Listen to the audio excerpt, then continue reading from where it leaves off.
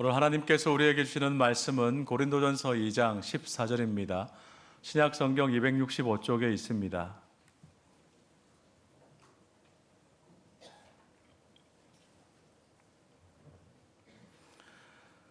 육에 속한 사람은 하나님의 성령의 일들을 받지 아니하나니 이는 그것들이 그에게는 어리석게 보임이요 또 그는 그것들을 알 수도 없나니 그러한 일은 영적으로 분별되기 때문이라. 아멘. 오늘 설교의 제목은 권위의 뇌 원천입니다. 어디서 많이 들어보셨죠? 확신의 삶 네 번째 원리입니다. 우리는 작년에 세격주일 기도회를 하면서 이 주제를 한번 다룬 적이 있습니다. 여기 계신 많은 성도님들이 목장에서 목자 목녀님과 확신의 삶 공부를 하면서 배운 기억도 날 것입니다. 지난 6월 초에 고린도전서 묵상을 하면서 오늘 본문을 다시 만났습니다. 마침 지방선거가 끝난 바로 다음 날 6월 4일이었습니다. 그 선거의 여파가 지금도 계속되고 있습니다. 우리는 지금 권위를 상실한 시대를 살고 있는 것 같습니다. 정치인들이 권위를 인정받지 못하고 있고 가정에서 부모들이 권위를 인정받지 못하는 경우가 들어 있습니다. 교회에서 목사, 장로와 같은 리더들의 권위도 마찬가지입니다. 얼마 전 참교육이라는 넷플릭스 드라마가 인기를 끌었는데 그 드라마에서도 볼 수 있듯이 학교에서 선생님들의 권위도 제대로 존중받지 못하는 시대가 되었습니다. 지금 이 자리에 계신 예배 함께 드리고 있는 여러분 모두는 어떤 의미에서 모두 권위자입니다. 부모님은 자녀들에게 권위자이고 학교 또 주일학교 선생님들은 학생들에게 권위자입니다. 목자 목녀님들, 목장 식구들의 권위자이고 우리 중직자들은 교인들의 권위자임은 두말할 필요가 없죠. 우리 모두는 권위자로서 매일 매순간 선택을 합니다. 그 선택은 책임이 따릅니다. 권위에 따르는 책임입니다. 그러므로 우리는 처음에 선택할 때부터 책임감을 가지고 잘 선택해야 합니다. 나의 선택, 나의 결정 하나가 이웃과 공동체에 영향을 미치기 때문입니다. 어떤 사람이 무엇인가를 선택하고 결정할 때 그 근거로 삼는 권위에는 보통 4가지 정도의 그 원천이 있어요. 예를 들어 배우자를 선택할 때 사랑에 빠져서 앞뒤 안 가리고 선택하신 분이 있습니다. 감정의 권위를 두고 선택한 겁니다. 이런저런 조건을 찬찬히 따져보니 내가 미치지는 않을 것 같다, 한평생 행복하게 살 수 있을 것 같다 선택하신 분도 있을 겁니다. 이성, 지성의 권위를 두고 선택한 겁니다. 나의 선택이라기보다 부모님이나 다른 사람이 하도 강력하게 권해서 마지못해 선택한 분도 계시겠죠? 나 말고 다른 사람들의 권위에 의지해서 선택했다는 뜻입니다. 여러분, 확신의 삶 제1 원리가 뭡니까? 내재하시는 그리스도께서 나의 모든 것을 주관하신다. 내 안에 예수님께서 살아 계시니 예수님께서 내 삶의 모든 것을 다스리신다. 이것이 첫 번째 원리 아닙니까? 만약에 예수님이 나와 함께 지금 살고 계시면 나는 어떤 권위의 원천을 두고 선택을 하겠습니까? 이 질문을 오늘과 다음 주일 염두에 두시고 설교를 한번 잘 들어보시기 바랍니다. 첫째, 사람들이 무엇인가를 선택하고 결정할 때 가장 많이 사용하는 권위의 원천은 지성입니다. 지성을 근거로 판단하고 결정하는 사람들을 이성적이다, 합리적이다 라고 우리는 말합니다. 이런 분들이 자주 하는 말이 뭔지 아십니까? 나는 도무지 이해가 안 돼요. 내가 보기에는 그건 어리석은 생각이에요. 에이, 그건 바보 같은 짓이지. 손해만 보게 될 거예요. 좀 험하게 말하는 사람은 생각 좀 해봐라. 머리는 왜 달고 다니냐? 조금 좋게 말할 때는 일리가 있네요. 그럴 수도 있겠네요. 전부 지성, 이성의 근거를 두는 말들입니다. 여러분 주위에도 이 말 자주 하는 분들 계시죠? 사람이 이성적으로 합리적으로 선택하는 것은 잘못된 것이 아닙니다. 하나님께서는 우리에게 이성을 주셨고 지성을 주셨습니다. 하나님의 인도하심의 대부분은 이성적이고 합리적입니다. 상식적이고 원칙적입니다. 그런데 아주 가끔 내재하시는 그리스도의 인도하심이 저와 여러분에게 도무지 이해가 안 될 때가 있죠. 그대로 했다가는 손해만 보게 될 것 같습니다.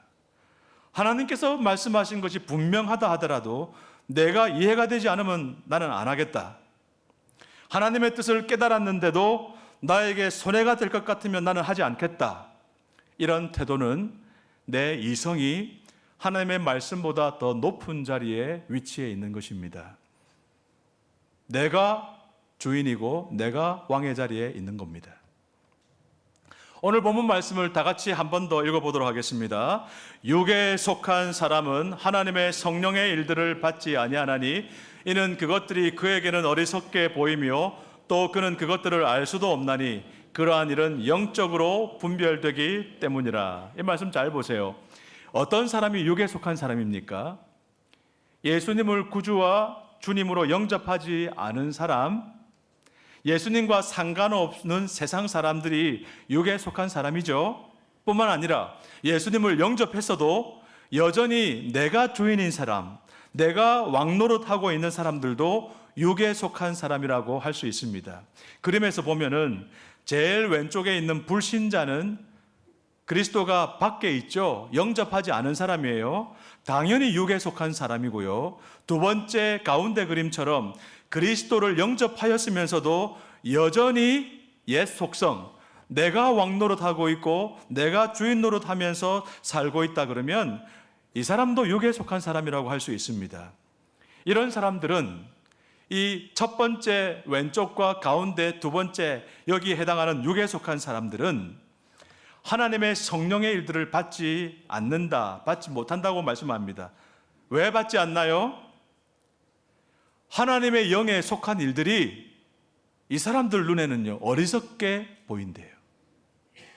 바보 같은 일이고 도무지 이해되지 않고 말도 되지 않는 일처럼 보일 때가 종종 있기 때문이랍니다. 우리 주님은 때때로 우리의 지성으로는 도무지 이해할 수 없는 불가능한 것을 명령하실 때도 있습니다. 어떻게 하나님께서 우리 수준에만 딱 맞춰서 일하시겠습니까? 하나님이신데요. 그렇지 않습니까?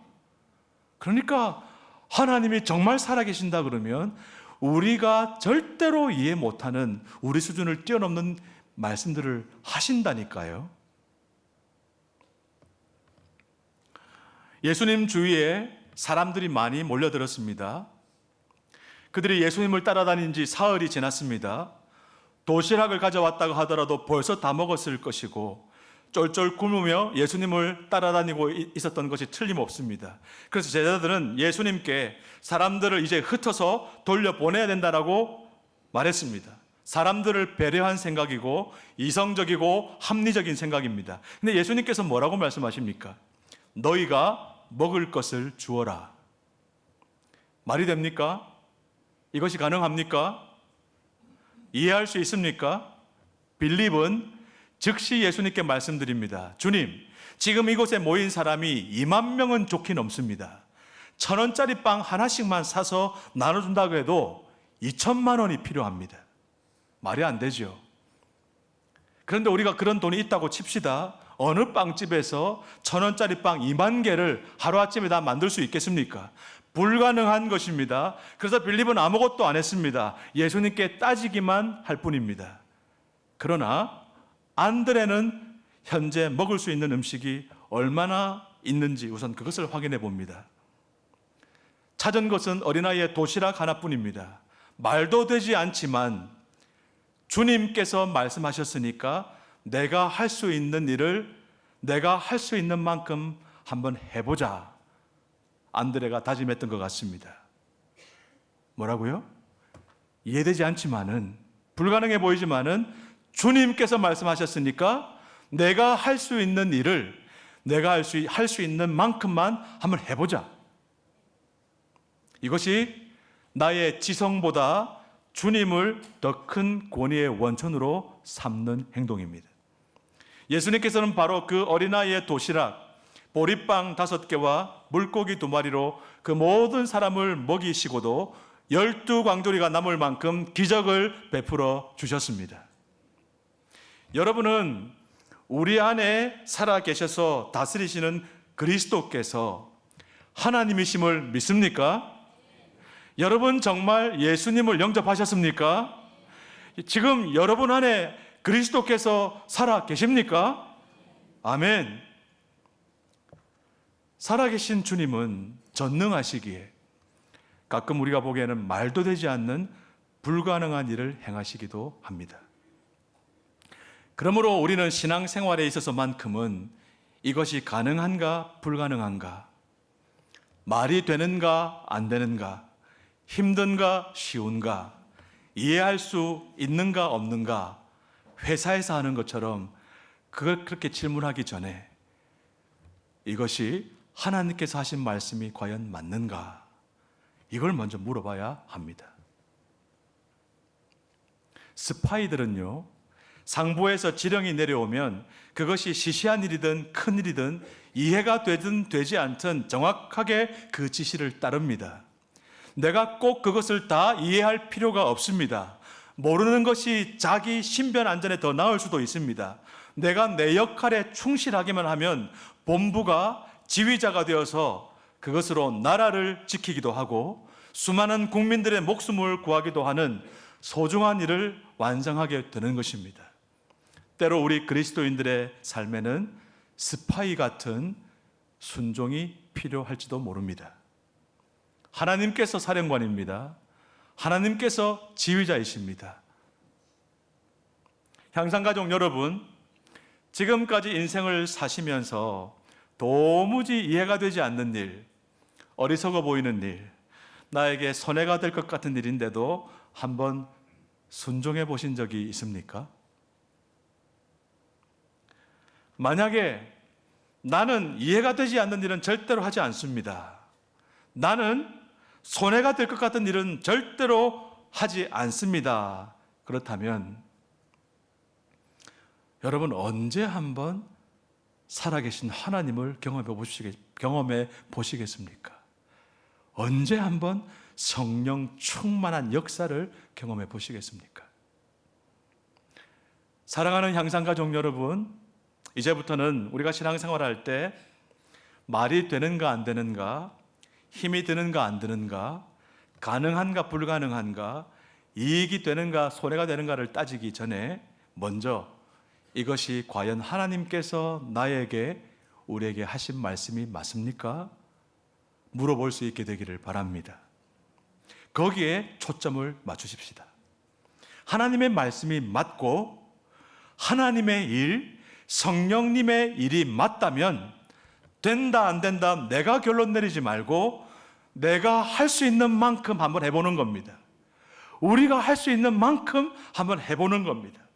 그러면 불가능한 일을 가능하게 하시는, 이해할 수 없는 일들을 펼쳐가시는 오병이어의 축복의 역사가 저와 여러분의 삶에 일어날 줄 믿습니다. 두 번째로, 사람들이 선택하고 결정하는데 첫 번째가 그 원천이 지성이라면 두 번째는 감정입니다. 이분은 참 감정적이야. 어떻게 들립니까? 예측할 수 없는 사람이라는 뜻으로 들리기도 하고 럭비공 같이 어디로 튈지 모르니까 불안해, 이런 느낌이 들지도 모릅니다. 그러나 사실 감정이 얼마나 중요한지 몰라요. 원하는 것을 얻으려면 감정을 흔들어라. 혹시 이 책을 보신 분이 계십니까? 원하는 것이 있으면 감정을 흔들어라.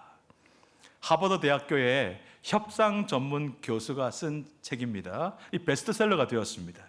사람들은요, 사소한 일들은 이성적으로 판단하는데 정말 중요한 일들을 오히려 감정적으로 판단할 때가 많다고 이 교수가 이 책에서 말합니다.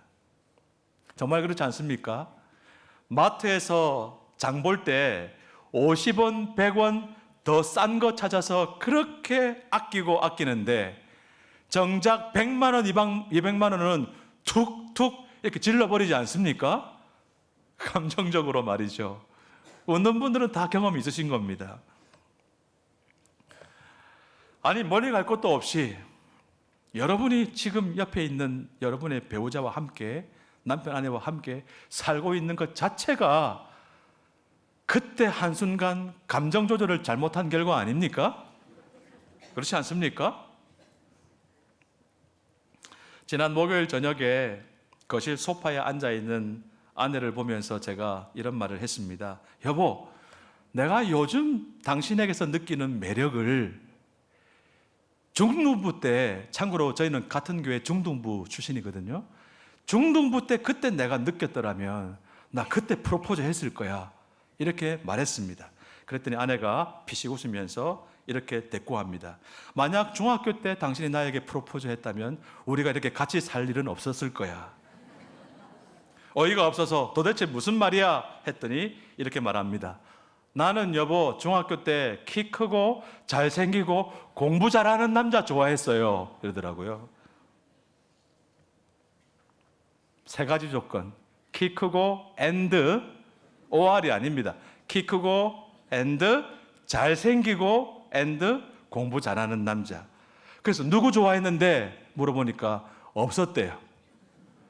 우리 교회 중등부에는 그런 사람이 없었대요. 여러분, 지금 여러분 앞에서 설교하는 이 남자가 키 크고 잘생기고 공부 잘하는 남자입니까? 감정적으로 반응하지 마시기 바랍니다. 지금 제가 이렇게 살고 있는 이 자체가 저희 아내도 한때 감정 조절을 잘못한 결과가 아닌가 생각이 됩니다. 요즘 상담도 보면요, 이성보다는 감정에 더 많은 초점을 기울이는 것 같아요. 감정을 있는 그대로 받아들이는 데서부터 치료가 시작된다라고 말합니다. 일면 일리가 있죠. 뭔가를 선택하고 결정할 때 이성보다는 감정에 그 권위를 두는 사람들이 자주 하는 말이 있습니다. 아니, 나는 그 일 하고 싶지 않아. 하고 싶은 마음이 안 생겨. 하기 싫은 걸 어떻게 하라고? 자주 이런 말 합니다. 내가 하기 싫으면 누가 뭐라 그래도 하지 않고, 내가 하고 싶으면 그 누가 말려도 해버리고, 다 감정에 근거를 둔 선택들입니다. 그렇다면 여러분, 감정적으로 결정하면 나쁜 겁니까? 그렇지 않습니다. 지성을 하나님께서 주신 것처럼 감정도 하나님께서 주셨어요. 하나님께서 저와 여러분을 인도하시는 방법 중에 하나가 마음의 소원을 주시는 겁니다. 하고 싶은 마음을 주신대요. 빌립보서 말씀을 다 같이 읽겠습니다. 너희 안에서 행하시는 이는 하나님이시니 자기의 기쁘신 뜻을 위하여 너희에게 소원을 두고 행하게 하시나니. 근데 문제는요, 하나님께서는 우리가 하기 싫어하는 일들을 명령하실 때도 있다는 거예요. 하나님은 니느웨로 가기 싫어하는 요나에게 니느웨에 가라고 명령하셨습니다. 요나서를 자세히 살펴보면 하나님께서는 니느웨 사람들만을 위해서가 아니라 바로 요나를 치유해 주시기 위해서 요나가 절대로 하기 싫어했던 일을 시키셨던 겁니다. 어떤 목적이 있으셨던 거예요. 어떤 특별한 상처를 치유해 주고 싶으셨어요. 신앙의 어떤 새로운 지평을 열어주고 싶었어요. 이전에는 몰랐던 하나님을 좀 더 알도록 도와주고 싶었어요.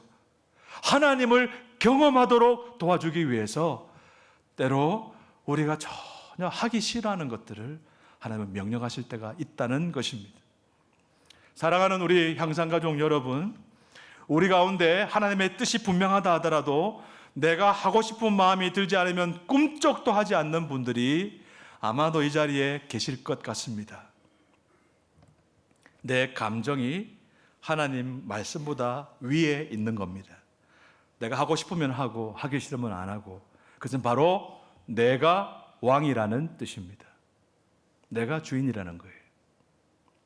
예수님께서는 십자가를 앞에 두고 겟세마네에서 기도하시면서 이렇게 기도하셨습니다. 다 같이 읽겠습니다. 조금 나아가사 얼굴을 땅에 대시고 엎드려 기도하여 이르시되 내 아버지여 만일 할만하시거든 이 잔을 내게서 지나가게 하옵소서. 그러나 나의 원대로 마시옵고 아버지의 원대로 하옵소서 하시고, 나의 원대로 마시옵고, 십자가는 예수님도 지기 싫어하셨던 것입니다. 아버지의 원대로 하옵소서, 감정적으로는 너무너무 싫었지만 하나님의 뜻이 분명했기 때문에 의지적으로 선택하시고 결정하신 것이 아닌가 묵상해 봅니다. 하나님께서도 사랑하는 독생자를 희생시키시는 것이 얼마나 힘들고 억울하셨겠습니까? 그러나 이 희생을 통해서 저와 여러분을 온 세상 인류를 구원하실 수가 있기 때문에 하나님께서도 의지적으로 예수님에게 십자가를 지라고 하셨던 것입니다. 사랑하는 성도 여러분, 하나님께서 저와 여러분에게 무언가를 하라, 하지 말라고 말씀하실 때는요, 반드시 하나님께서 의도하시는 뜻이 있습니다. 선한 목적이 있습니다. 그것은 바로 우리 자신의, 나 자신의 유익을 위해서 그렇게 하십니다. 내가 속한 공동체의 유익을 위해서, 내가 속한 가정을 살리기 위해서, 우리 목장을, 우리 직장을, 우리 교회를 살리기 위해서, 더 나아가 이 나라를 살리기 위해서 하나님이 나에게 하기 싫은 일도 하라고 하시는 겁니다. 그래서 정말 앞으로는요, 내가 하고 싶은가 하기 싫은가 보다 먼저 이것이 과연 하나님께서 나에게 말씀하신 것이 맞을까 아닐까 먼저 여쭈어 보는 답을 구하는 저와 여러분이 되기를 간절히 소원하고 축복합니다. 지금 잠깐 질문해 보세요. 주님, 제가 정말 하기 싫은데 저 자신을 위해서 해야 될 게 있습니까? 뭡니까? 주님, 제가 정말 하기 싫은데 제가 속한 공동체를 위해서, 가정과 목장과 일터와 이 공동체를 위해서 내가 꼭 해야 될 일이 무엇입니까? 이번 주간 목장 모임에서 이런 질문 고민을 함께 나눠보시고 함께 기도해 보세요. 이번 주간 목장 모임이 함께 웃고 함께 울며 함께 기도응답을 체험하시는, 하나님을 경험하시는 시간 되시기를 축복합니다. 정리해 보겠습니다. 내가 무엇인가 선택하고 결정할 때 어디에 권위를 두고 있는가? 오늘 두 가지를 살폈고 다음 주에 나머지 두 가지를 살펴보겠습니다. 첫째, 지성입니다. 말이 되는가? 이해가 되는가? 혹시 손해보지는 않는가? 다 지성에 근거한 선택들입니다. 감정입니다. 두 번째는 하고 싶은가? 하기 싫은가? 사랑하는 여러분, 저는 오늘 우리가 교회 안에서나 밖에서나 뭔가 중요한 일을 결정할 때 우리의 지성과 감정을 사용해서는 안 됩니다 라고 말씀드리는 거 아닙니다. 그것들은 잘못된 권위의 원천이다 주장하는 것도 아닙니다. 하나님께서는 저와 여러분을 로봇으로 만들지 않으셨습니다. 자유의지를 주셨습니다. 선택권을 주셨습니다. 선택을 끝까지 존중해 주십니다. 최선의 선택을 하기 위해서 나의 지성도 사용해야 하고 나의 감정도 활용해야 합니다. 잘못된 거 아닙니다. 그러나 그것들이 예수님보다, 하나님 말씀보다 더 우선 순위에 있으면 그러면 내가 왕이란 뜻입니다. 내 지성과 감정을 충분히 활용하셔서 올바른 선택을 하기 위해 노력하시기 바랍니다. 그래, 거기에서 머물면 안 됩니다. 그걸 말씀 아래에 두라는 겁니다. 항상 최종 결정을 내리기 전에는 말씀에 달려가서 말씀이 뭐라고 나에게 가르치고 있는가, 가르치고 있는가, 하나님은 나에게 뭐라고 말씀하시는가 확인하고 그 결과에 따라 순종해 나갈 때 저와 여러분의 삶 속에서 우리의 뜻이 아니라 하나님의 뜻이 이루어질 줄 믿습니다. 뜻이 하늘에서 이루어진 것 같이 이 땅에서도 저와 여러분의 삶에서도 이루어질 줄 믿습니다. 하나님 나라의 주역들 다 되시기를 주의 이름으로 축원합니다.